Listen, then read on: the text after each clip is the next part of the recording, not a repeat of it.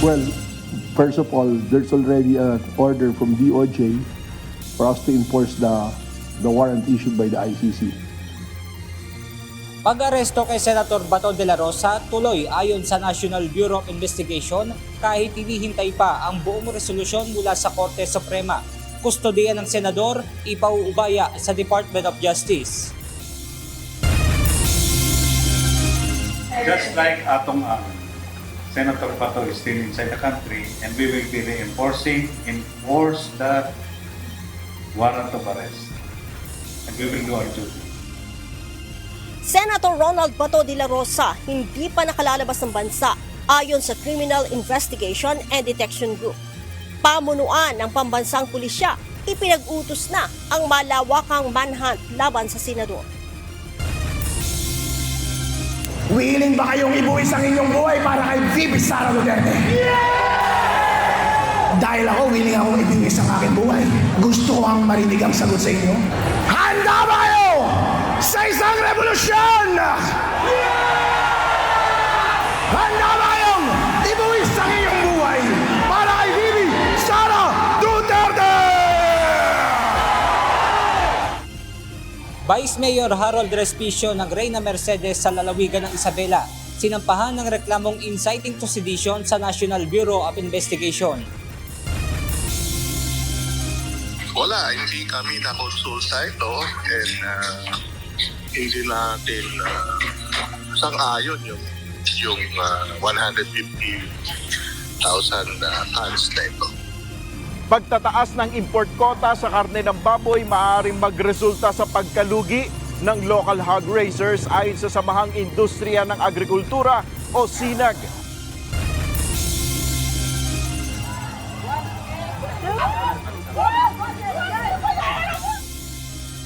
Pasilidad sa Ebola Hospital sa bansang Congo, sinunog.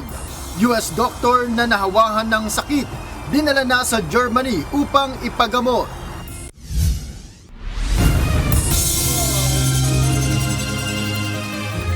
Magandang hapon, Pilipinas at sa buong mundo. Tayo po ay sabayang napapakinggan sa Radio La Verdad 1350, ang UNTV Radio at una sa ating mga balita. Tuloy na ang gagawing pag-aresto kay Senator Ronald Bato de la Rosa ayon sa National Bureau of Investigation o NBI. Ito ay kahit wala pang inilalabas ang Supreme Court na full resolution na nagsasantabi sa hiling ng senador na pigilan ang pag-aresto sa kanya. Ito ang balita ni Benedict Samson. Ipinakalat na ng National Bureau of Investigation ang kanilang mga operatiba na maghahanap at aaresto kay Senator Ronald Bato de la Rosa. Ito ay kahit hinihintay pa ang kabuuan ng resolusyon sa pagtanggi ng Supreme Court sa hiling ng senador na pigilan ang pagpapatupad ng arrest warrant ng International Criminal Court o ICC. Nakatakdang ilabas ng Korte Suprema ang full resolution sa darating na Lunes, May 25. Pag-aaralan naman ng kampo ni Senator Bato ang posibleng paghahain ng motion for reconsideration. Pero hindi natin nakuha siguro ngayon, kaya kailangan namin pag-aralan on Monday kung ano yung nagiging rason po ng Korte Suprema at siguro after mabasa namin yon, kung sa tingin namin ay dapat mag-file kami ng motion for reconsideration, gagawin po namin yon. Hindi po tayo susuko. Kung meron pang available remedies, we will exhaust all available remedies po. Pero ayon sa NBI, itutuloy nila ang gagawing paghahanap at pag-aresto kay Senator Bato kahit hinihintay pa ang full resolution ng Korte Suprema. Well, first of all, there's already an order from DOJ for us to enforce the warrant issued by the ICC. Ipauubaya naman ng National Bureau of Investigation sa Department of Justice ang kustodiya kay Senator Ronald Bato de la Rosa sakaling ito ay kanilang naaresto. Once the law enforcement got hold of Senator Bato, na-aresto siya, ang next step namin will turn over it to the Department of Justice. And from there, the Department of Justice will be the one to take care of Senator Bato. Sa naunang panayam, sinabi na ni Justice Secretary Frederick Bida na ang masisiguro lang nila ay ipadadala nila ito sa The Hague sa the Netherlands para humarap sa International Tribunal dahil sa kasong crimes against humanity. The ultimate objective is to bring him to the ICC. Panawagan naman ng NBI Chief kay Senator Bato de la Rosa. Nakita nyo ba yung parang hindi naman na makapagsalita yung mga namatay eh. So this is the process that he has to face. So kailangan sumuko siya, and to the public na merong knowledge na pwede nyong itulong sa law enforcement, I urge you to have the law enforcement to locate and arrest Senator Bato de la Rosa. Benedict Samson, UNTV News and Rescue. Diyos ang aming sandigan, serbisyo publiko ang aming pinahahalagahan. Nanawagan ang kanyang kapwa senador kay Senador Ronald Bato de la Rosa na sumuko na sa mga otoridad. Samantala, sinabi naman ni Senator Amy Marcos na dapat munang hintayin ang resolusyon ng Korte Suprema bago hulihin ang mambabatas. Ito ang balita ni Jed Neresina. I hope I can answer that kasi sa law enforcement kami, hindi ko naman pwedeng ma-second guess yung behavior. But ang sinasabi ko lang nga, if we will base it on the records of Bureau of Immigration, walang records pa. Hindi matiyak sa ngayon ng National Bureau of Investigation o NBI ang eksaktong kinaroroonan ni Senator Ronald Bato de la Rosa. Ito ang tahasang inamin ni NBI Director Melvin Matibag matapos magpalabas ng kautusan ang Department of Justice o DOJ para arestuhin ang senador. Aniya, wala rin silang hawak na impormasyon kung nakalabas na ng bansa si Senator Bato. Aminado rin si Director Matibag na mahirap matiyak ito dahil sa lokasyon ng bansa. You have to remember yung geographical setup ng Pilipinas, di ba? There are a lot of points of entries and exits. Samantala sa isang pahayag kinumpirma naman ni Senator Robin Hood Padilla na siya ang nakasama ng mambabatas sa paglabas ng Senado. Ayon kay Senator Padilla, isinabay niya si Senator De La Rosa sa sasakyan at ibinaba sa Makati. Ngunit hindi na niya umano tinanong kung saan ang tuloy nito. Itinanggi naman ni Senator Robin ang mga akusasyon na itinakas niya ang kapwa senador. Binigyang diin niya na walang ipinakitang warrant of arrest mula sa lokal na korte ang NBI o Philippine National Police noong panahong iyon. Dahil dito, wala aniyang dahilan ang sinuman sa kanila upang isipin na sila ay tumatakas sa batas. Samantala para kay Senator Risa Ontiveros, dapat manaig ang pagrespeto sa batas at sa legal na proseso. Nananawagan siya sa kanyang kapwa senador na igalang ang batas, sumunod sa proseso at makipagtulungan sa mga law enforcement unit. Ganito rin ang naging pananaw ni Senator Erwin Tulfo. Ayon sa kanya, mas makabubuti para kay Senator De La Rosa na harapin na lamang ang sitwasyon sa halip na magtago. Kung tatanungin mo, siguro para hindi na mahirapan, ika nga na magtatago. Pero kung ako tatanungin siguro. Pero nasa kanya ho yun. Mahirap naman ho natin na pilitan isang tao. May freedom din naman ho siya. May pag-iisip naman ho siya.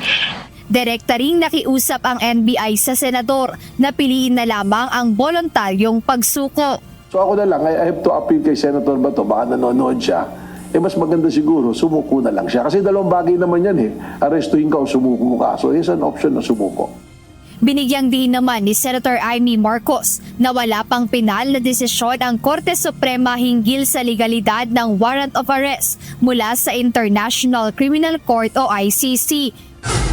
Sa ngayon, ayon kay Senator Amy, tanging ang hiling na Temporary Restraining Order o TRO sa arrest warrant pa lamang ang hindi pinagbigyan ng Supreme Court.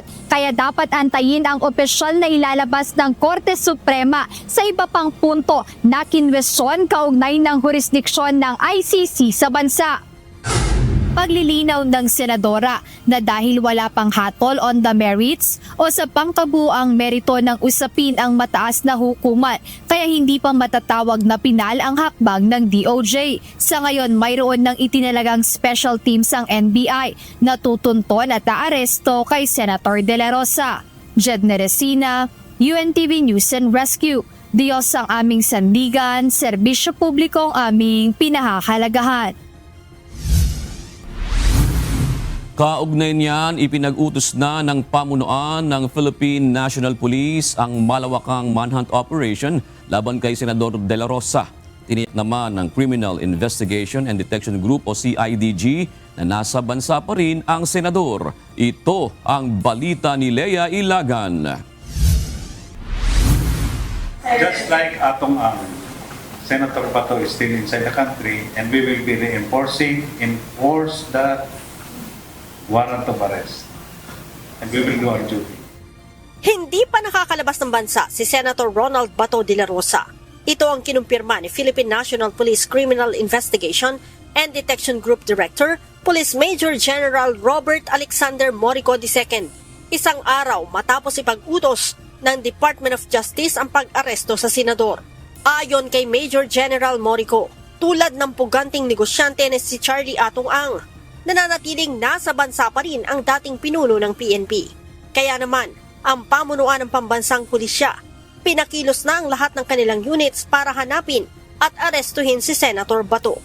Inatasan din ito ang Directorate for Intelligence at Criminal Investigation and Detection Group na mamuno sa manhunt operations.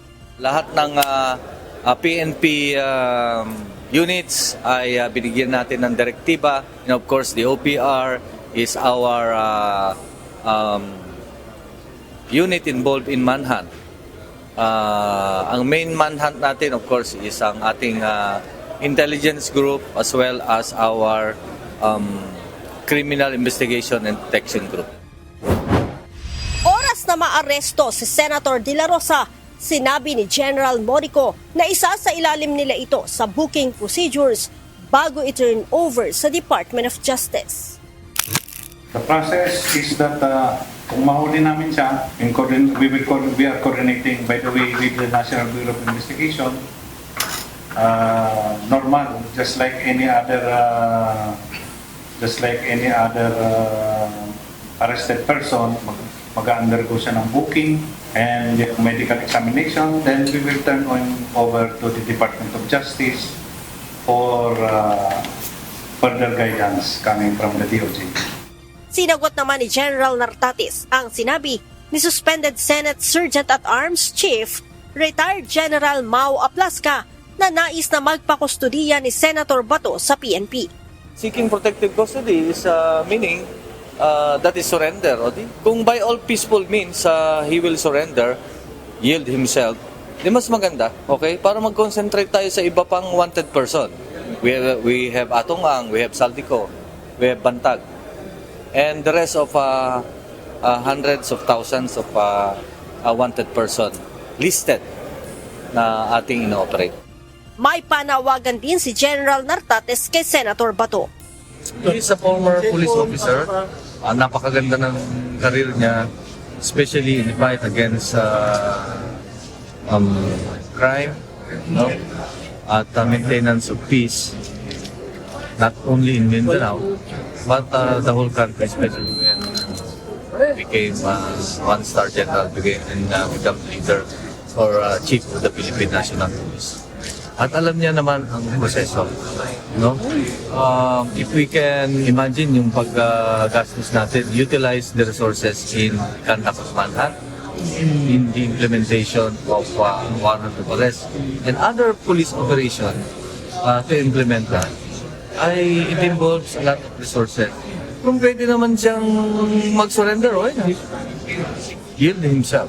And that is the most peaceful means sa pinaka.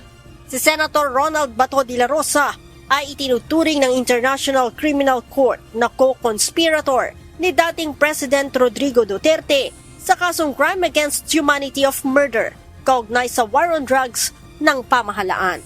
Leia Ilagan, UNTV, News and Rescue.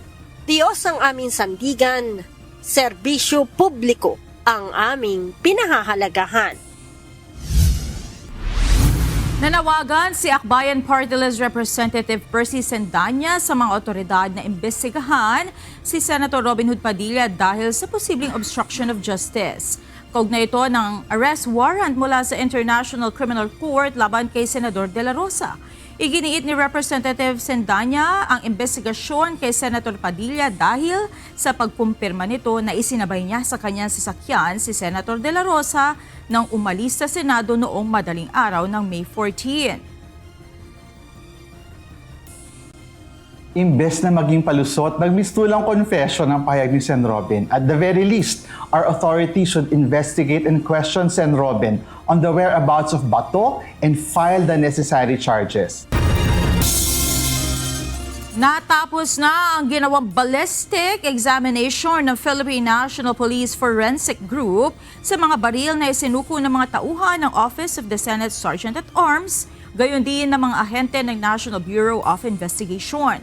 Base sa resulta ng pagsusuri, pinakamarami ang basyon ng balang na-recover mula sa baril na gamit ng mga tauhan ng OSAA.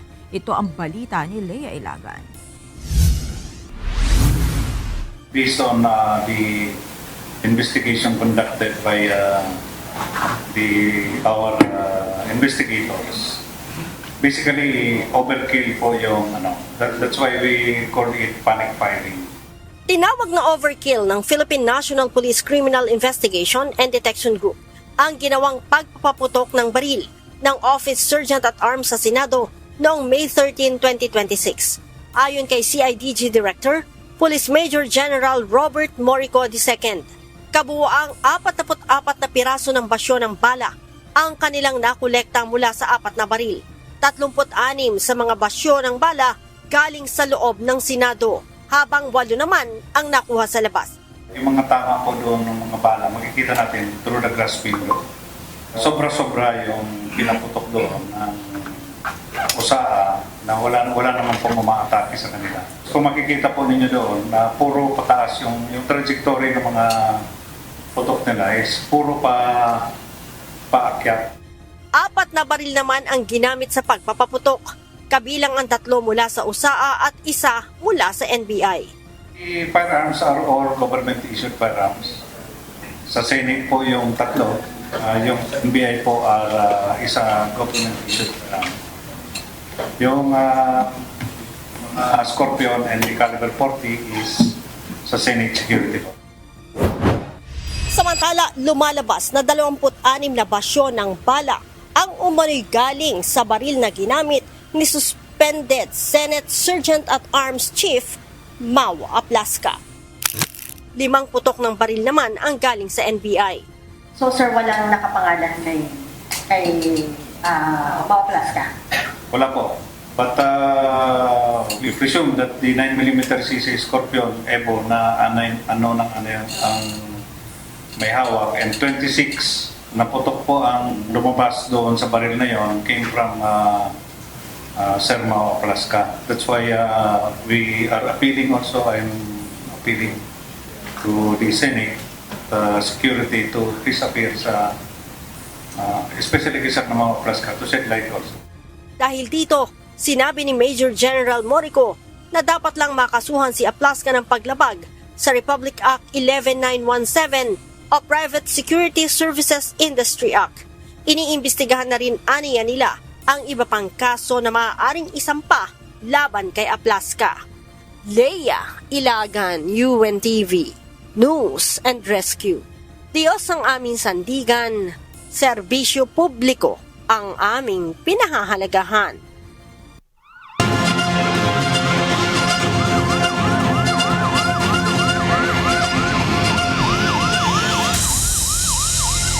Isang estudyante sa Pampanga ang nabalian ng buto sa binti na magkamali ng bagsak sa larong Chinese garter. Samantala, isang rider naman ang nasugatan ng mabangga sa gutter sa Davao City. Ang dalawa ay kapwa tinulungan ng UNTV News and Rescue Team. Ito ang balita ni Lizelle Nael. Humingi ng tulong sa UNTV News and Rescue ang isang ina para asistehan sa follow-up check-up sa ospital ang isang 19 anyos sa dalaga niyang anak. Nakita nga po natin yung sitwasyon ng bata na wala siyang any assistive device, kahit wheelchair man lang or saklay. Kaya inalalayan ng team ang dalaga, ngunit ramdam ang kanyang hirap habang isinasakay sa rescue vehicle. Matapos siyang maisakay at mailagay sa komportabling posisyon, agad ding kinuhaan ng team ng vital signs ang pasyente. Napag-alamang na aksidente ang dalaga habang nagsasagawa ng isang aktibidad sa eskwelahan na larong Chinese garter. Habang tumatalo, nagkamali ito ng bagsak. Nung pagtalon ko po, doon po nagka-fracture po yung buto ko, which is na bali po siya. Ayon sa dalaga, matapos ang aksidente, nakaramdam siya ng matinding pag-aalala at nagsimulang mag-isip ng mga posibleng mangyayari sa kanya. Nasa isip ko po noon, hindi na po ako makakapaglakad. Forever na po akong pilay. Hindi na rin po ako makakapag-aral. Puro negative thinking na po yung pumapasok sa isip ko. Matapos ang ilang oras sa biyahe mula sa tahanan ng pasyente sa San Simon, Pampanga, ligtas na nadala ang pasyente sa Jose B. Lingad Memorial General Hospital o JBL. Isa namang magandang balita ang hatid ng doktor para sa dalaga. Doon naman po sa ospital, napakinggan naman po natin yung sabi ng doktor na nag-assist sa kanila na maganda po yung naging improvement po nung bata dun sa kanyang paglalakad. Matapos ang check-up, ligtas ding naihatid pabalik sa kanilang tahanan ng pasyente. Maraming salamat po sa Diyos at maraming salamat din po sa UNTV. Nakapunta at nakauwi po ako ng ligtas na walang pag-aalala. Inaalalayan muna ng kanyang pamilya ang dalaga sa tuwing pupunta ito sa eskwelahan. Nirespondihan ng UNTV News and Rescue ang isang vehicular accident matapos makatanggap ng tawag mula sa CDRRMO Davao kaugnay sa aksidenteng nangyari sa Bypass Road, Catalunan, Davao City, May 20. Lapit ko sa pasyente, agad ako nagpakilala at humingi ng permiso na tulungan siya. So, pumayag naman siya at doon ko nakita na responsive ang pasyente. So, wala akong nakitang severe bleeding sa pasyente at hindi naman siya nahirapang huminga nung aking tinanong. So, agad kong tinanong kung ano yung pinakamasakit sa kanya. Pagkatapos nun, idinaing niya yung laceration sa kanyang leeg. Matapos i-assess ng team, agad namang sinakay sa rescue vehicle ang pasyente at doon na kinuna ng vital signs at ginamot ang mga sugat nito. Sir, sakit diri sir, straight? Try dog straight. Okay. Kanilang tuhod ang sakit sa imuha dire? Wala lang, may isabad sa kong tuhod. Ma-feel ni mo? Oo, mapil lang ako. Ano yung ma-feel ni mo? Naliok ni mo? Nakakuha na magtanong info dire? Ito na, ganyan, kasi ito lang dugo sa ilong ganyan ha, papagkuha na. Ito lang ako nakakuha. Ha? Kasi ito lang dugo sa ilong. Pagkabangga ni mo, ni sakit na yun yung liog. Pagbangon ako, mamala. Dahil ka nga, isod ko ginawag na pagbangon ako. Nilapatan ng paunang lunas ang biktima, nilagyan ng dressing ang hiwa o laceration sa kanyang leeg at nilinis ang mga sugat at gasgas sa iba't ibang parte ng katawan nito. Ayon sa pasyente, biglang nanlamig ang kanyang pakiramdam at napapapikit habang nagmamaneho ng kanyang motorsiklo dahilan upang mabangga siya sa gutter. Pagbiyahe na to, nai-up lang ang pananaw na kanang nabunggawan na ko ba? Nabunggawan? Ano na?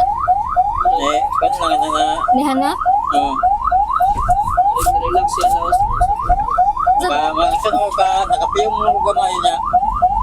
Pagkuhan ako na, pagkuhan ako na gutter na, wala mo na ba yung manabila. Ito, bangga ko si gutter. Matapos mabigyan ng paunang lunas ng team ang biktima, inihatid na ito sa Southern Philippines Medical Center. Sa mga nangangailangan ng agarang tulong sa panahon ng aksidente o sakuna, maaaring makipag-ugnayan sa UNTV News and Rescue Hotline 8911-UNTV o 8911-8688. Lizel Nael, UNTV News and Rescue. Diyos ang aming sandigan, serbisyo publiko ang aming pinahahalagahan.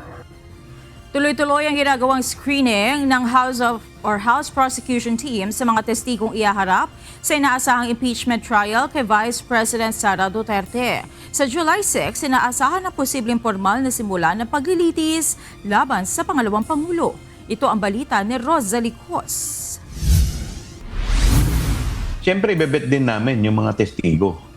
Lahat ng mga ihaharap namin testigo, i-determine namin kung ihaharap o hindi. Abala ngayon ang House Prosecution Team sa mga paghahanda para sa isasagawang paglilitis ng Senate Impeachment Court kay Vice President Sara Duterte. Kabilang sa pinaglalaanan nila ng panahon ang pagsala sa mga testigong ipepresenta sa pagdinig ng kaso. Sa gitna ito ng inaasahang umpisa ng impeachment trial sa July 6 o 6 na linggo mula ngayon.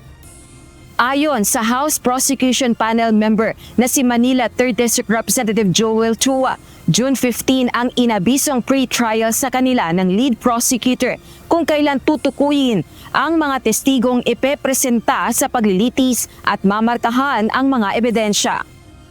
Dahil sa pre-trial, diyan gagawin yung mga stipulation of facts, diyan gagawin yung marking of evidence, diyan gagawin yung kung ilang mga testigo ang ihaharap. Pinag-aaralan din ng House Prosecution Team na magharap ng adverse o hostile witness sa paglilitis. Sa Rule 132 Section 12 ng Rules of Court, nakasaad na ang hukuman ang nagdedeklarang hostile ang isang testigo matapos mapatunayan ang hayagan nitong pagtutol, kabaliktarang interes o hindi pagsuporta sa panig na nagpatawag sa kanila. So that's definitely one of the avenues we are exploring. In fact, I could think of a few witnesses that I personally would like to have as a hostile witness. But I can think of at least 3 to 4 hostile witnesses. Tumanggi namang magbigay ng detalye ang House prosecutors kung kasama ba sa kinukonsidera ng House Prosecution Team na hostile witness si Attorney Michael Poa, tagapagsalita ng defense team ni VP Duterte sa impeachment case. Ang abogado rin ay dating Chief of Staff at Undersecretary ni VP Duterte nang ito pa ang kalihim ng Department of Education. Ilang beses lang ipinatawag sa Kamara si Attorney Poa kaugnay ng investigasyon sa kontrobersyal na confidential funds ng Office of the Vice President at DepEd. Bukod naman sa mga testigo, dumadaan din sa screening process sa mga abogadong nagpahayag ng kagustuhang tumulong sa Kamara bilang private prosecutors. There are many more who are still not really applying, but they are offering their services, their help, they're offering to help out. Titingnan namin yung mga abogado na talaga makakatulong din naman sa amin, lalong-lalo na yung mga may extensive training, may mga extensive experience sa trial. Pero hopefully, baka next week or in the next 2 weeks ma-finalize na. Samantala, mayroong hanggang June 1 ang kampo ni VP Duterte para magsumite ng sagot sa impeachment court kaugnay ng 4 na articles of impeachment laban sa kanya. Partikular na ang maling paggamit ng confidential funds, hindi maipaliwanag na yaman, panunuhol at matinding pagbabanta laban sa Presidente, First Lady at dating House Speaker. Rosa Licoz, UNTV News and Rescue. Diyos ang aming sandigan, serbisyo publiko ang aming pinahahalagahan. Pinasasagot na ng Office of the Ombudsman si dating Senate President Chiza Escudero kaugnay ng issue sa flood control project. Sa isang panayam, sinabi ni Assistant Ombudsman Miko Clavano na pinagsusumite na si Senator Escudero ng kanyang counter-affidavit. Ayon kay Attorney Clavano, nasa preliminary stage na ang investigasyon kaugnay ng mga alegasyon sa senador. Nagsasagawa na rin ang preliminary investigation ng Ombudsman kaugnay naman ng mga reklamo kay dating House Speaker Martin Romualdez gaya ng umano'y money laundering. Isinailalim na rin ang 2 mambabatas sa precautionary hold departure order. Natanggap na ng Sandigan Bayan 3rd Division ang pinasabpinan nitong mga dokumento mula sa Department of Public Works and Highways. Laman nito ang mga dokumentong nagpapakita ng mga proyektong hinihiling ng mga mambabatas na mapondohan. Selyado itong inihatid ni Engineer Gerald Longoria, ang Section Chief ng Programming Division ng DPWH, alinsunod sa kautusan ng Korte. Na unang isinalaysay ni Longoria na mismong si dating DPWH Undersecretary Catalina Cabral ang nagbigay sa kanya ng listahan ng mga proyekto kabilang ang nasa Pandibulacan kung saan isa umano sa proponent ay si former Senator Ramon Bong Revilla Jr. Pinalalakas pa ng Office of the Ombudsman ang pakikipag-ugnay nito sa United Nations Office on Drugs and Crime o UNODC. Ayon kay Ombudsman Crispin Remulla, mahalaga ang pakikipagtulong ito upang mas patibayin ang mga hakbang laban sa korupsyon sa bansa. Sa courtesy visit ni UNODC Southeast Asia Team Lead Anika Whites kanina, isa sa napag-usapan ang mahigpit na pagpapatupad ng UN Convention Against Corruption na naratify ng Pilipinas noong 2006. Sa ibang balita ay pinagutos na ni Pangulong Ferdinand Marcos Jr. na itaas ang import quota sa karne ng baboy. Bunso nito ng pagkalat na sakit na African Swine Fever o ASF. Hindi naman ito sinang-ayunan ng isang grupo sa sektor ng hog racing. Ito ang balita ni Nel Maribohok. Wala, hindi kami na-consulta ito and hindi natin sang-ayon yung 150,000 tons na ito. Hindi na konsulta ang Samahang Industriya ng Agrikultura o SINAG sa ipapatupad na pagtataas ng import quota sa karne ng baboy. Ayon kay SINAG Chairman Rosendo So, sana man lang ay tinanong muna sila kung ano ang magiging epekto nito sa mga local hog raiser. Dapat ubusin muna yung MAP bago pag-usapan yung pagtaas ng MAP Plus. Yun ang stand ng SINAG and dapat pag-aralan mabuti kasi alam naman natin yung imported mababa na, landed cost na sa $2.50 lang.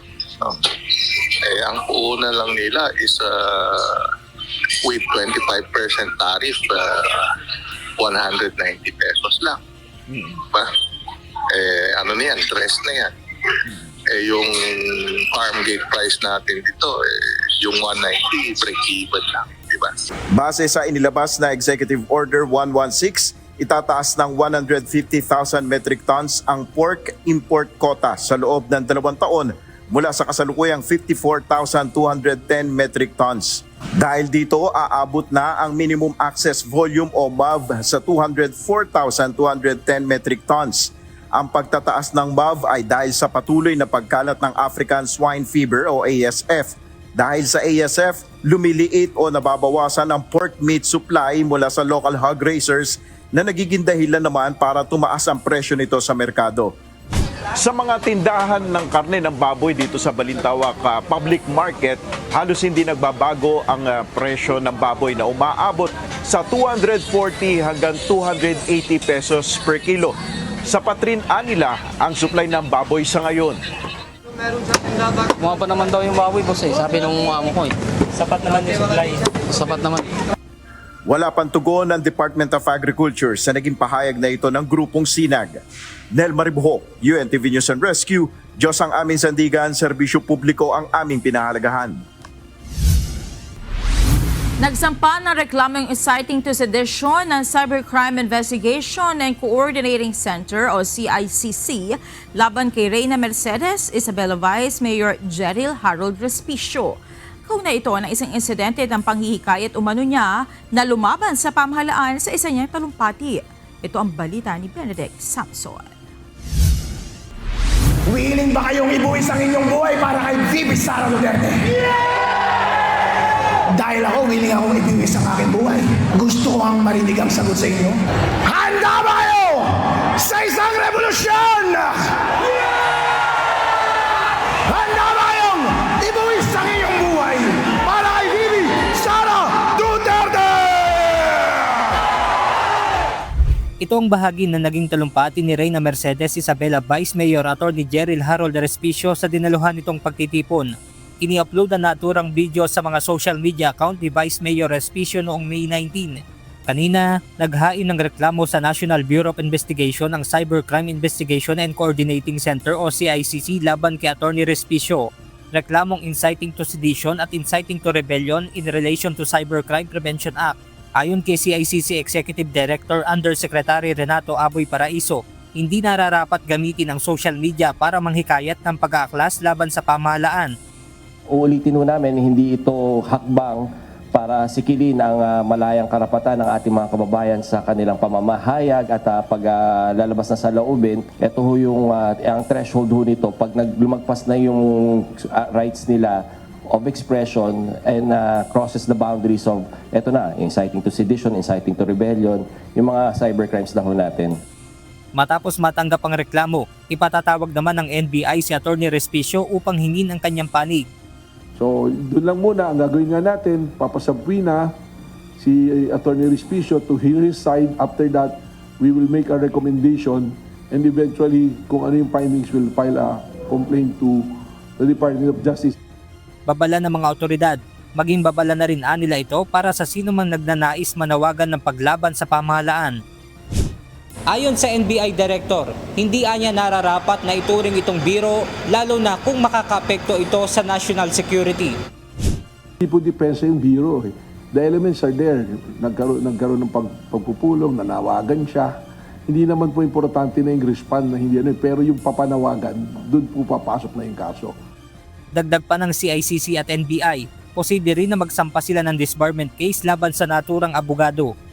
Pag tinignan mo yung elements ng mga crimes na binanggit namin, ando doon lahat pasok lahat. At isa siyang abogado. So, hindi rin maalis dito na maaari siyang kasuhan ng disbarment sa Integrated Bar of the Philippines. Paano pa ho ito? Commission na ho ng crime to. Diba? So, and you're correct. We will be filing disbarment cases sooner rather than later. Panawagan naman ng Presidential Communications Office o PCO na maging maingat sa pagpo-post at maging sa mga binabasa o napapanood, lalo na't laganap nila ang fake news sa social media. Pangalagaan din natin yung kapakanan ng bawat isa kasi nakakaapekto ho ito sa ating mga kabataan, sa ating mga mamamayan, the way we speak, the way we think. Minsan nagiging sang-ayon na po sa napapanood natin at nakikita natin ay yung pala ay false information na po. Benedict Samson, UNTV News and Rescue. Diyos ang aming sandigan, serbisyo publiko ang aming pinahahalagahan. Narito naman ang mga balita sa iba't ibang panig ng mundo na ihahatid ng ating global correspondent na si Mariela Toza mula sa Perth, Australia.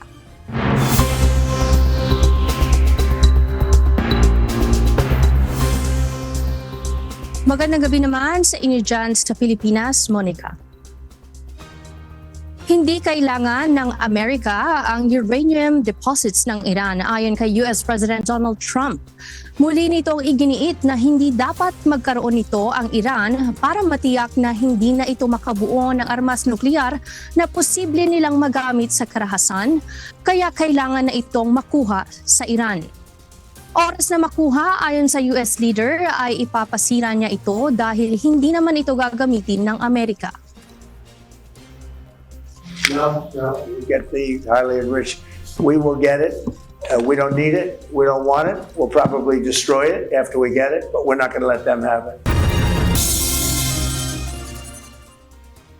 Hindi makikisali ang bansang Belarus sa giyera ng Russia at Ukraine. Subalit may babala si Belarusian President Alexander Lukashenko kung idadamay sa giyera ang kanilang mga teritoryo ay hindi ito magdadalawang isip na gumanti ay posibleng gumamit ng nuclear weapon. Ang Belarus ay katabi lang ng naglalabang bansang Russia at Ukraine. Ito ang balita ni Raven Campos.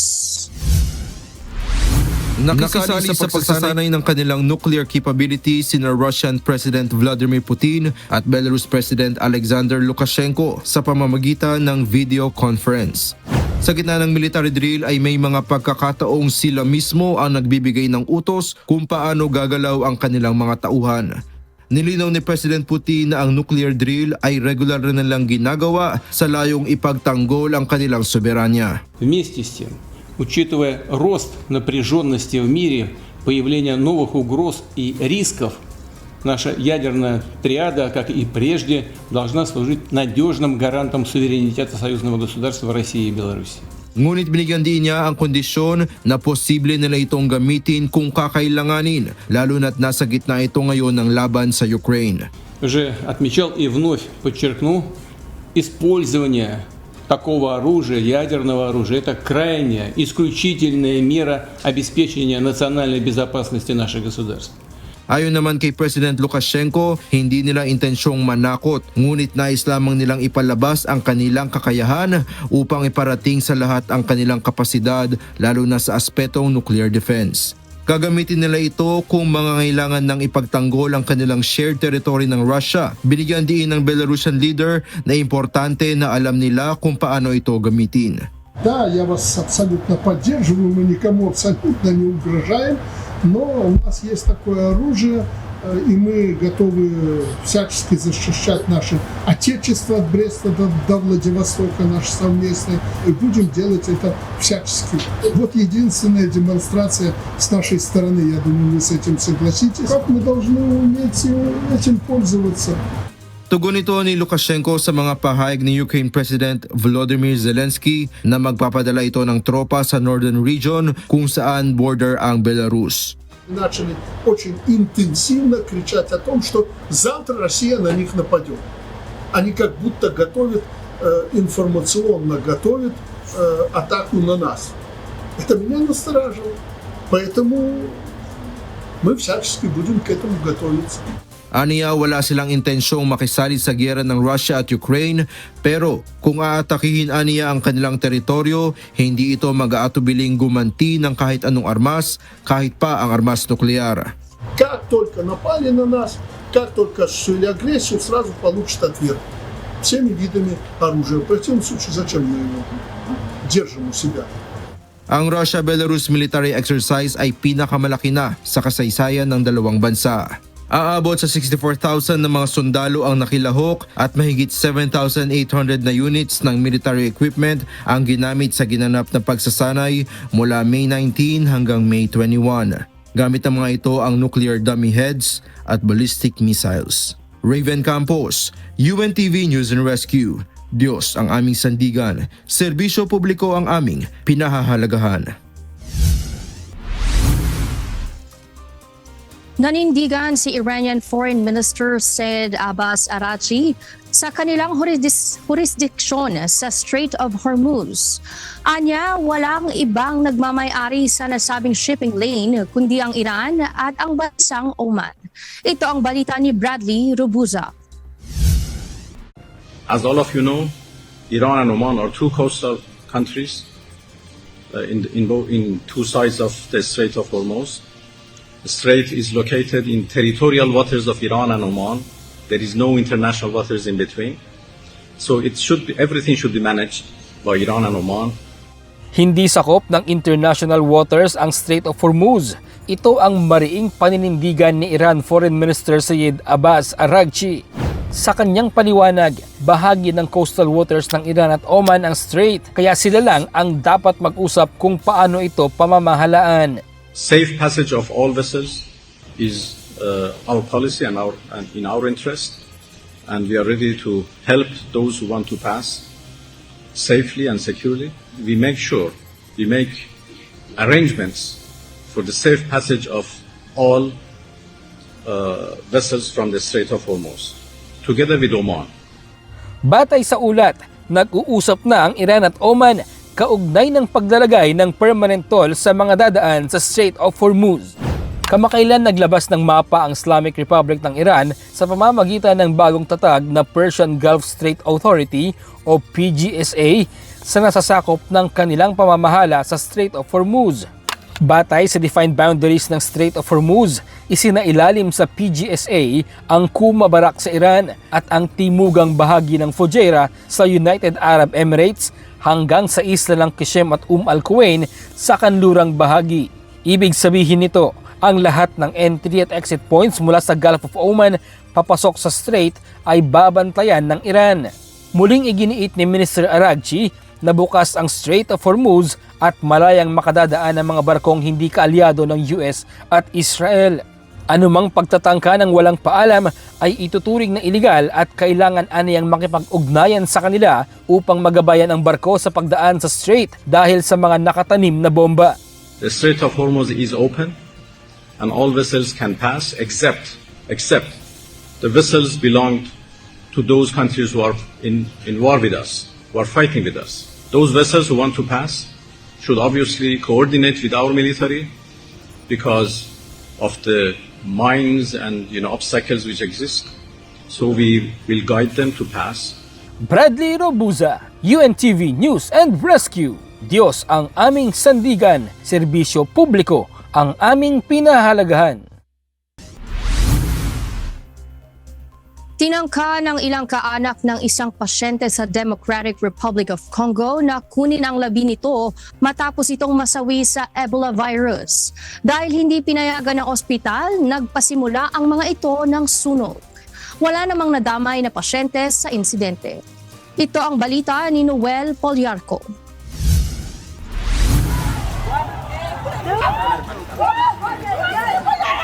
Sinunog ng ilang kaanak ng isang Ebola patient sa Democratic Republic of Congo ang Ebola treatment tent ng Rampara General Hospital sa Ituri Province. Nais ng mga ito na kunin ang labi ng kanilang kaanak na hinihinalang nasawi sa Ebola virus para mailibing, bagay na hindi pinahihintulutan ng ospital. Rumesponde ang mga pulis at nagpaputok ng baril upang magsilayo ang mga nagpoprotesta. Ang nasunog na Ebola tent ay wala pang pasyente dahil inihahanda pa lang umano sa mga paparating pa lang. Umaabot na sa 130 na individual ang nasawi sa virus sa Ituri Province at halos nasa 500 ang hinihinalang kaso ayon sa World Health Organization. Sa ngayon ay sinisimulan na ng Congo Health Authorities at WHO ang pagdevelop sa bakuna laban sa Ebola virus. Iyon nga lang ay aabutin pa nila ito ng ilang buwan bago mabuo. Maintenant, ça va nous prendre quelques mois pour finir le travail des vaccins. Et c'est là en vue d'arrêter la chaîne de propagation de la maladie à virus Ebola en province de l'Ituri. Sa ngayon, mahigpit ang paalala ng mga otoridad sa publiko sa Congo, lalo na sa Ituri Province, na huwag mag-self-medicate kapag nakaranas ng sintomas, kundi agad na magpunta sa ospital o health center para maagapan ang kondisyon. Mon message est très simple. S'il vous plaît, ne prenez pas des médicaments, l'automédication. Vous avez un problème, allez au centre de santé, allez à l'hôpital. Samantala, dinala na sa Bulovka University Hospital sa bansang Germany ang American doctor at 6 na iba pang US citizen na nahawahan ng Ebola virus. Si Dr. Peter Stafford ay isa sa mga doktor na gumagamot sa mga Ebola patients sa Ituri Province. Nagpositibo si Dr. Stafford sa Ebola virus nito lamang May 17, makaraan ang 1 linggong sintomas. Kasama ng doktor sa Congo ang kanyang asawa at 4 na anak na ngayon ay under quarantine na rin doon. Noel Poliarco, UNTV News and Rescue. Diyos ang aming sandigan, serbisyo publiko ang aming pinahahalagahan.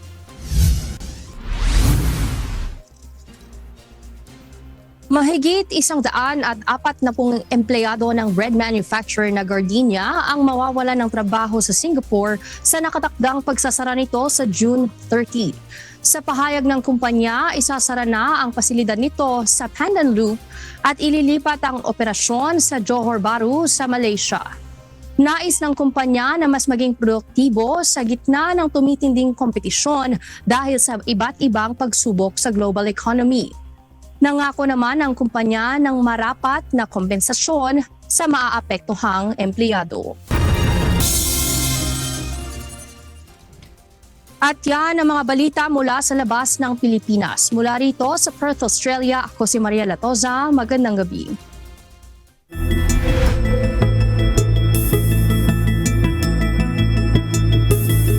Isang low-pressure area ang binabantayan ngayon ng Pag-asa na nasa loob na ng Philippine Area of Responsibility o PAR. Gayunman, hindi ito nakikita ng ahensya na mabubuo bilang isang ganap na bagyo. Namataan ito sa layong 865 kilometers silangan ng southeastern Mindanao. Ang trough o ulap na extension ng LPA ang siyang magdudulot ng papulupulong pag-ulan sa mga lugar ng Surigao del Norte at Surigao del Sur. Posibleng makaranas sa mga nasabing lugar ng bahagya o malakas na ulan na posibleng magdulot ng pagbaha at landslides. Samantala, apektado naman ng easterlies ang mga lugar sa Luzon at Visayas na magdudulot ng maaliwalas na panahon. Sa Mindanao naman, makararanas ng isolated rain showers dahil sa mga localized thunderstorms. Nananatili sa critical level ang 4 na dam sa bansa bunsod ng mainit na panahon. Ayon kay Pag-asa Administrator Nathaniel Servando, hindi sapat ang mga pag-ulan nitong mga nagdaang araw upang punan ang mga nawalang tubig. Batay sa tala ng Pag-asa ngayong araw ng Biyernes, May 22, mas bumaba pa ang level ng tubig sa 6 na dam. May uturing na nasa critically low o mas mababa sa normal operating level ang tubig sa 5 pangunahing dam. Angat Dam sa Norsagaray, Bulacan, ang Buklaw Dam sa Benguet, San Roque Dam sa Pangasinan, Pantabangan Dam sa Nueva Ecija. Gayon din sa La Mesa Dam sa Quezon City at Ipo Dam sa Bulacan na kapwa konektado sa Angat Dam. Nananawagan naman ang Climate Change Commission sa mga lokal na pamahalaan na palakasin ang kani-kanilang local climate plan laban sa epekto ng matinding init. May panibagong pagtaas sa presyo ng mga produktong petrolyo sa susunod na linggo. Ayon sa Department of Energy Oil Industry Management Bureau, piso hanggang 1.50 pesos ang tinatayang dagdag sa kada litro ng gasolina, diesel at kerosene. Kasabay nito, ipinahayag naman ni DOE-OMB Director Rino Abad na meron ng halos 1,000 gasoline stations ang nakisama sa 10 pisong diesel subsidy program ng gobyerno. Ito ang kapalit ng pamahalaan sa Subsidized Service Contracting Program para sa land-based Public Utility Vehicles o PUVs. Dumadaing ang ilang jeepney driver dahil hindi pa nila sila nababayaran sa kanilang serbisyo sa ilalim ng Service Contracting Program ng pamahalaan. Aminado naman ang Land Transportation Franchising and Regulatory Board o LTFRB na mayroong payout delays. Ito ang balita ni Asher Cadapan Jr. Sa amin at saka sa mga pasahero, nakatulong din naman. Ilang yung payout. Tapos yung reverse tracking namin, pero yung payout wala pa eh. Huling araw na ngayon ng implementasyon ng Land-Based Service Contracting Program ng Land Transportation Franchising and Regulatory Board o LTFRB. Layo nitong ibsan ang hirap ng mga tsuper at mga pasahero sa gitna ng mataas na presyo ng petrolyo. Problema lang ng ilang mga tsuper, hindi agad nila nakukuha ang bayad sa serbisyo na kanilang ipinagsilbi sa ilalim ng programa. Ayon kay LTFRB Board Member Attorney Greg Puwad Jr., may ilang dahilan kung bakit naantala ang bayad sa mga driver. Isa na rito ang kakulangan o bigong pag-scan ng mga QR code sa bawat biyahe ng mga kalahok ng mga Public Utility Vehicle o PUV. Ang naging challenge natin dito, hindi nalalaman minsan ng ating mga transport groups na 2 beses dapat mag-scan ng QR. For instance, sa point A, nag-scan siya. Pagdating niya ng point B, nag-scan siya. So that's one trip. Pero nung pabalik na siya ng point A, hindi siya nag-scan dito sa point B. So yun yung nagiging problema. Bunsod nito, tinitingnan na lang ng ahensya ang oras ng pagsascan ng mga tsuper bilang basihan ng ibinibigay na serbisyo. Ngunit bukod dito, sinabi ng LTFRB official na nagkakaroon rin ng problema sa bank account kung saan pinapadala ang bayad mula sa programa.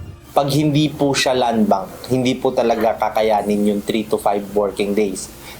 Banking days kasi may days po from land bank to the other bank. Alam naman po natin na may period po yun. Isa pang natuklasan ng LTFRB ay ang problema sa mga kooperatiba na siyang nagpoproseso at tumatanggap ng bayad sa serbisyo ng PUV drivers. Yung transport group, co-op or korporasyon, nababayaran natin sila. Pero hindi nila nadidistribute agad sa mga drivers po nila. In fact, I'm talking to one transport group kanina. Sabi ko, bakit niyo sinasabi na hindi pa kayo nababayaran? I have proof na nabayaran kayo. Sabi niya, sir, nabayaran pero hindi pa po namin na i-distribute sa aming mga drivers members. Aminado naman dito ang isang kooperatiba ng PUV operation sa isang ruta sa Quezon City. Kami nakapag-partial payout na kami. Ang problema lang, yung first week namin, nabayaran na po. Ang problema lang po, hindi pa namin binibigay sa member namin kasi katulad ho namin, may modern kami, may traditional, sinusort out ho muna namin para yung may bibigay namin sa kanila na payout, accurate po. Kung ano yung talagang titrabaho nila, yun ang makukuha nila. Hinihimok naman ng LTFRB ang mga tsuper na dumulog sa ahensya kung hindi sila napabayaran ng tama ng mga kooperatiba na kasali sa service contracting program. Hindi po kami magdadalawang isip na isyuhan sila ng show cause or titignan to issue, pwede rin po namin silang suspindihin. Asher Kadapan Jr., UNTV News and Rescue. Diyos ang aming sandigan, serbisyo publiko ang aming pinahahalagahan. Isang trailer truck na puno ng mga sako ng harina ang tumagilid sa isang bahagi ng Shaw Boulevard sa Barangay San Antonio, Pasig City bandang alas 11 kaninang umaga. Pansamantalang isinara sa mga motorista ang westbound lane ng kalsada dahil sa insidente. Mabilis namang nagsagawa ng clearing operations ng lungsod para alisin ang mga sako ng harina sa kalsada. Alas 2 ng hapon, binuksan na muli ang westbound lane ng Shaw Boulevard at balik normal na muli ang daloy ng trapiko. Nilinaw ng Department of Social Welfare and Development o DSWD na ang programa ng ahensya na Assistance to Individuals in Crisis Situation o AICS ay hindi lamang para sa mga mahihirap. Sa isang panayam kay Secretary Rex Gatchalian, binigyan diin ng kalihim na ang social welfare ay hindi lamang para sa mga mahihirap, kundi para sa lahat ng mga Pilipino, kasama na ang nasa middle class. Ayon sa kalihim, ilan pang benepisyo na maaring ma-avail ng publiko sa DSWD ay ang burial assistance, medical, transpo at food assistance.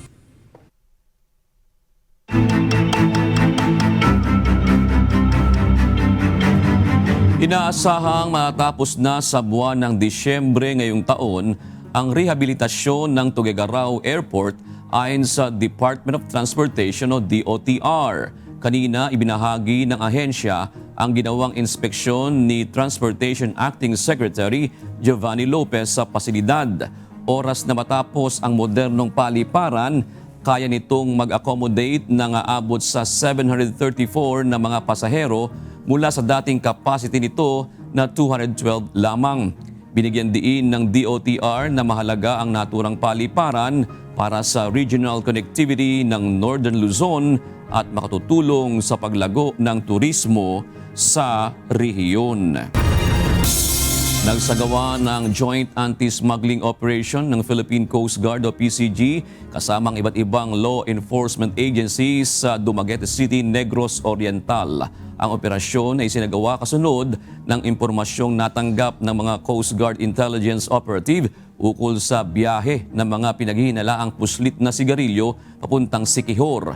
Tinatayang nagkakahalaga ng 6 na milyong piso ang mga nakumpiskang kontrabando na pinaniniwalaang ipamamahagi sana sa isla ng Siquijor. Nasa kustodiya na ng Bureau of Customs ang mga kargamento at ang mga naarestong individual habang nagsasagawa ng investigasyon. Samantala, ilang limestone frog ang natuklasan ng Department of Environment and Natural Resources o DNR Region 3 sa loob ng Biak na Bato National Park sa Bulacan. Ang mga limestone frog na endemic sa Luzon ay namataan sa loob ng Suklib Caballo Cave ng mga estudyante ng Bulacan State University at mga kawani ng Protected Area Management Office. Ayon sa DNR, ang pagkakadiskubre sa mga ito ay patunay na kailangang pangalagaan ang mga kagubatan at limestone cave ecosystem sa bansa. Ang mga biyak na bato limestone frog ay tinuturing ngayong vulnerable ng DNR at near-threatened naman sa International Union for Conservation of Nature o IUCN Red List. Sa mga mahihilig sa mangga, maaari nang matikman ang ipinagmamalaking Gimaras Mango nang hindi na kailangang umalis sa inyong mga bahay. Inilunsad ng Philippine Postal Corporation o PhilPost ang special doorstep delivery ng Gimaras Mango bilang promosyon kasabay ng selebrasyon ng Manggahan Festival ngayong taon.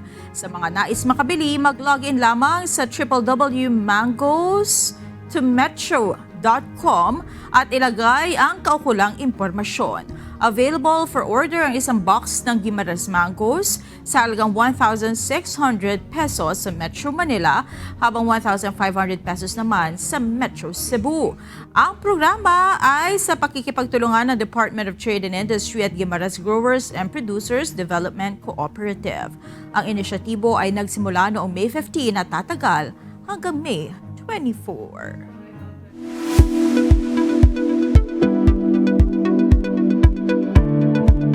Naninindigan ng mga doktor at health expert na panahon na upang maging prioridad ang kalusugan ng mga Pilipino.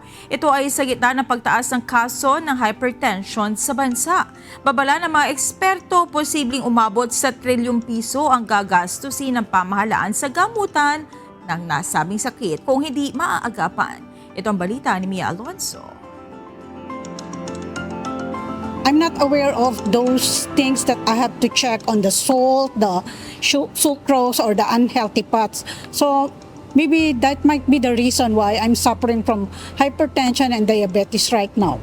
Sa loob ng maraming taon, hindi binigyang pansin ng 63 anyos na si Jovi Buelba ang dami ng asin, asukal at unhealthy fats sa kanyang mga kinakain. Mahilig din umano siya sa mga fast food at mga pagkaing madaling ma-order sa mga food chain dahil sa kanyang nakasanayang lifestyle. Inamin din ito na bihira siyang kumain ng gulay at prutas noon, bagay na kanya nang binago matapos maranasan ng epekto ng pagkakaroon niya ng hypertension o high blood.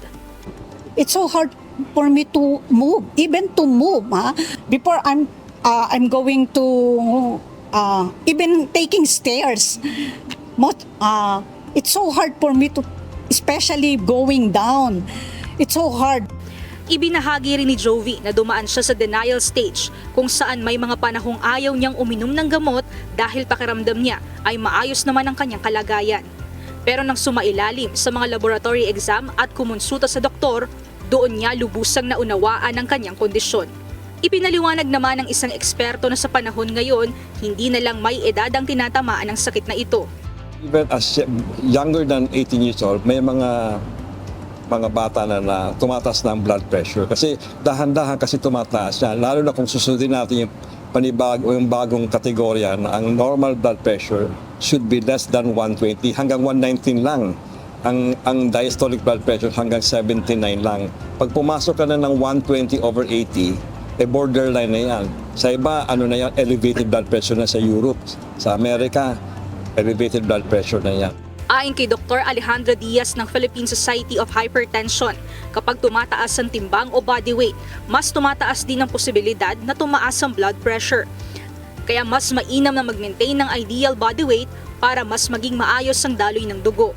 Ngunit nilinaw rin ni Dr. Diaz na kahit ang mga may payat na pangangatawan ay maaari pa rin namang magkaroon ng hypertension. Bunsod naman ito ng iba't ibang kadahilanan gaya ng genetics, hormonal conditions, at iba pang problema sa cardiovascular system. Hinikayat din ng publiko na regular na magpa-check ng blood pressure dahil marami umano ang hindi alam na may hypertension na sila. Kunin natin ang blood pressure, meron sa umaga at meron sa gabi. Mas maganda kung bago magkape, bago mag-breakfast sa umaga, at saka bago mag-dinner sa gabi. Kasi yung blood pressure natin sa dinner sa gabi, yan most likely yan ang blood pressure natin pag tulog tayo. Sa mahal na mga gamot at pagpapa-ospital, patuloy na isinusulong sa Kongreso ang Healthy Food Environment Bill upang magkaroon ng mas malinaw na babala sa mga pagkaing mataas sa asin, asukal, fat at calories. Ayon kay Representative Percy Sandanya, na isa sa nagsulong nito, hindi lang isyong pangkalusugan ang hypertension, kundi isa rin itong development at socio-cultural issue. Tinutukoy din ito ang epekto ng chronic disease o CKD na maaaring idulot ng hypertension at diabetes. Kung makita niyo po, meron akong facial asymmetry. Nanginig po talaga ako. Kasi po at 39 years old, ako po ay na-stroke. Binigyang diin din ng mambabatas na mas nakatutok ang maraming consumer sa presyo at promo ng mga produkto kaysa nutrition facts at sodium content ng mga ito. Ipinaliwanag pa ni Akbayan Representative Sendanya na hindi kaaway ng mga nagsusulong ng Healthy Food Environment Bill ang mga food company. Sa halip, layunin nilang makuha ang suporta ng mga ito at maging katuwang sa pagsusulong ng mas malusog na food environment para sa mga Pilipino. Mia Alonso, UNTV News and Rescue. Diyos ang aming sandigan, serbisyo publiko ang aming pinahahalagahan. Formal nang lumagda sa isang makasaysayang kasunduan ng BMPI, UNTV at Calamba Medical Center o CMC. Ang CMC ang kauna-unahang partner hospital ng UNTV sa lalawigan. Layunin ng kasunduan na palawakin ang maaabot na serbisyong medikal at paghahatid ng tamang impormasyon sa mas maraming Pilipino, lalo na sa mga probinsya. Ito ang balita ni Kichi Cipriano.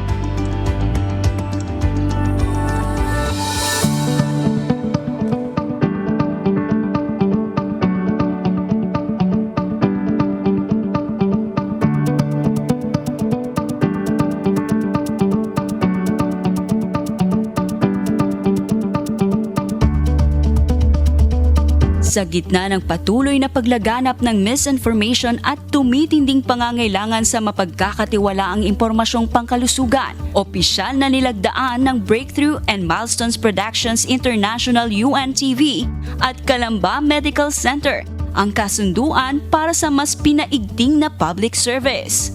Layo nito na higit pang mapalawak ang paghahatid ng dekalidad na healthcare information at serbisyong makatutulong sa mas maraming Pilipino. Our presence here demonstrates our belief that by partnering with the BMPI, your organization, which is truly committed in helping the underprivileged and the underserved, is there, and we would like to be a partner to you and also a link to be able to reach out to more. Ayon kay Attorney Pilar Nenuca Almira, President and CEO ng ospital, ang presensya ng buong management team ng Calamba Medical Center ay patunay ng kanilang matibay na paniniwala sa kahalagaan ng ugnayang ito. Isang tulay para maabot ang mga underserved at marginalized communities, lalo na sa Laguna at buong Calabarzon region. Dagdag pa niya, sa pamamagitan ng synergy ng healthcare institution at media organization, mas magiging epektibo ang pagpapalawak ng serbisyo at pag-abot sa mga pasyenteng higit na nangangailangan. We believe that we are now more effective because of the synergy. Our hospital will be able to help a lot more, and our doctors will be able to heal and serve, particularly those cases in which our fellow citizens are having difficulty to have access. And with your programs, with your reach, because you are in the social media, you are in multimedia, and you are the content provider of UNTV will be able to do its part in making sure that everything is communicated to the general public. Now, I'd like to let you know as our partner that we are very happy with this. Layunin ng partnership na ito na gawing mas accessible, relatable at madaling maunawaan ang usaping pangkalusugan para sa publiko dahil hindi dapat maging pribilehiyo lamang ang tamang healthcare information.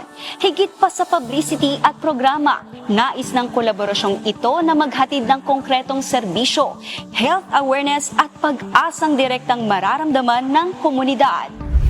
Alam mo, ang tagline ng CMC is kalingang may husay at puso, di ba? So, kailangan lahat ng partners namin may husay at puso din. And that is one thing that I know that you in your organization ay meron din.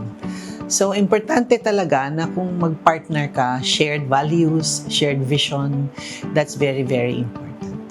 Ayon kay Doktora Ocampo, Chief Operating Officer ng Calamba Medical Center, sa panahon ng mabilis na pagkalat ng impormasyon, mahalaga ang pagkakaroon ng mapagkakatiwalaang partner upang matiyak na tama at beripikadong health information ang nakararating sa publiko. Para sa kanya, mahalaga ang pagtutulungan ng media and healthcare institutions sa iisang layunin na mapalakas ang public trust at higit na papalawak ang health awareness. Dagdag pa niya, malaking tulong ang structured approach ng UNTV sa public service dahil mas natutukoy kung sino ang higit na nangangailangan ng tulong at serbisyong medikal.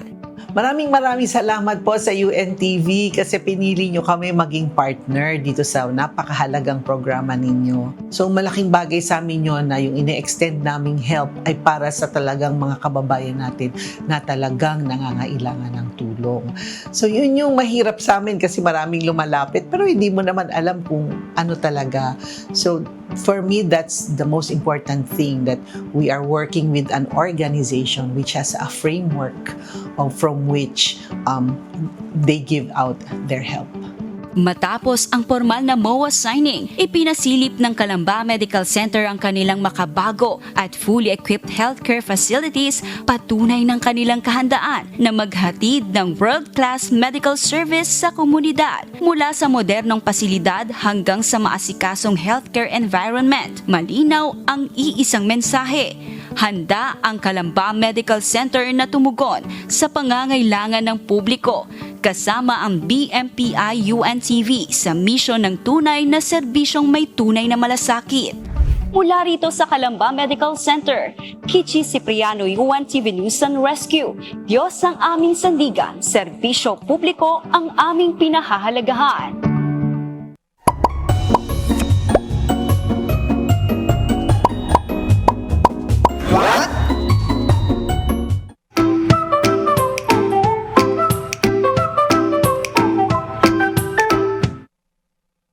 Sa gitna po ng stress, traffic, away sa politika at iba-iba pang problema ang dinaranas sa mga Pilipino, alam nyo ba, may isang pag-aaral na nagsasabi na isa raw ang mga Pilipino sa pinaka-masasayang workers sa Southeast Asia. Naniniwala ba kayo dyan? Alamin natin.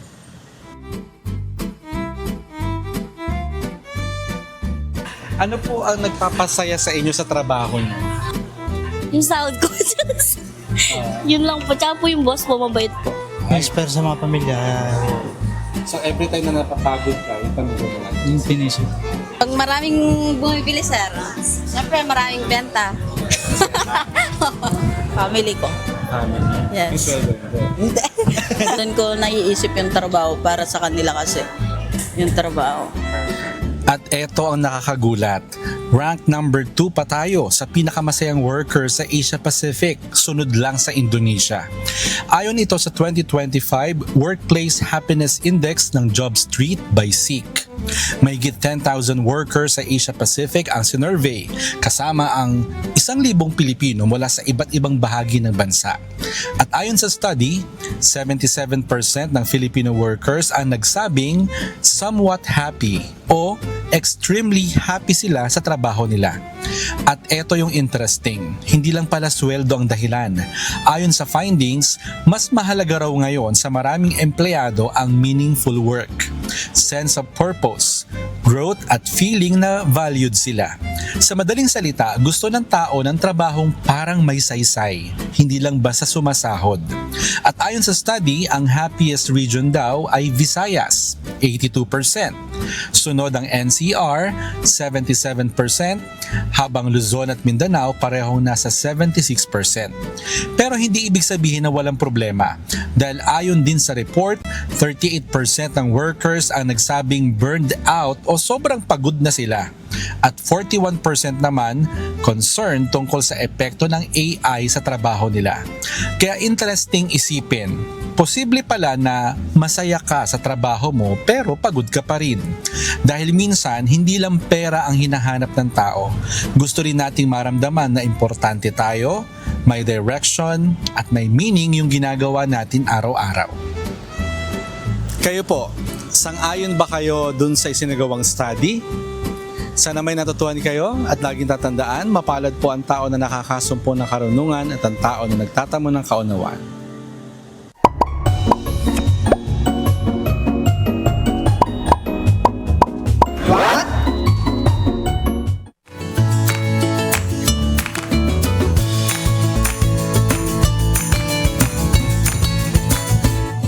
Narito po ang ating mga naging kausing ngayong araw ng Biyernes.